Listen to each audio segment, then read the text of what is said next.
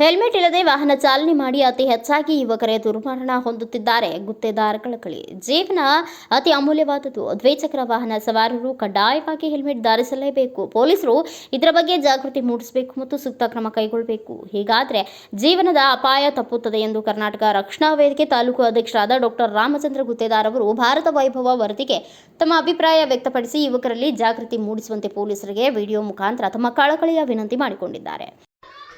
ಸೇಡಂ ತಾಲೂಕಿನಾದ್ಯಂತ ಅನೇಕ ಯುವಕರು ಹೆಲ್ಮೆಟ್ ಇಲ್ಲದೆ ದ್ವಿಚಕ್ರ ವಾಹನ ಚಲಿಸುತ್ತಿರುವುದು ತುಂಬ ಕಂಡುಬರುತ್ತಿದೆ. ಅತಿ ಹೆಚ್ಚು ಯುವಕರೇ ಅಪಘಾತದಲ್ಲಿ ದುರ್ಮರಣ ಹೊಂದುತ್ತಿದ್ದೀರಿ.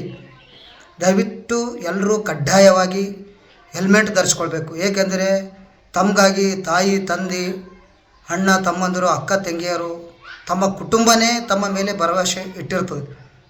ತಾವುಗಳು ಅಪಘಾತದಲ್ಲಿ ದುರ್ಮರಣ ಹೊಂದಿದರೆ ತಮ್ಮ ಕುಟುಂಬ ಪೂರ ಬೀದಿಗೆ ಬರುವ ಪರಿಸ್ಥಿತಿ ಇರುತ್ತದೆ. ಪೊಲೀಸರು ಸಹ ಇದಕ್ಕೆ ಸಂಬಂಧಪಟ್ಟಂತೆ ಅನೇಕ ಬಾರಿ ತಮಗೆ ತಡೆದು ದಂಡ ಹಾಕಿದರೂ ಸಹ ತಾವು ಕೇಳೋದಿಲ್ಲ. ಪೊಲೀಸರ ಸೇವೆ ಅನನ್ಯ ಮತ್ತು ಪೊಲೀಸರು ಸಹ ಇದರ ಬಗ್ಗೆ ಸೂಕ್ತ ಕ್ರಮ ಕೈಗೊಂಡು ಜಾಗೃತಿಯನ್ನು ಮೂಡಿಸಬೇಕು. ಅಲ್ಲಲ್ಲಿ ಜಾಗೃತಿ ಜಾಥಾಗಳನ್ನು ಮಾಡಬೇಕು.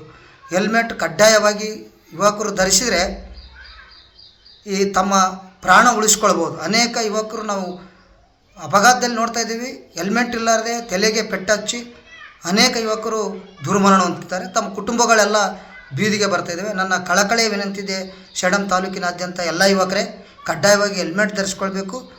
ಮತ್ತೊಬ್ಬ ಯುವಕರಿಗೆ ಮಾದರಿ ಆಗಬೇಕಂತೇಳಿ ನನ್ನ ವಿನಂತಿ ಇದೆ.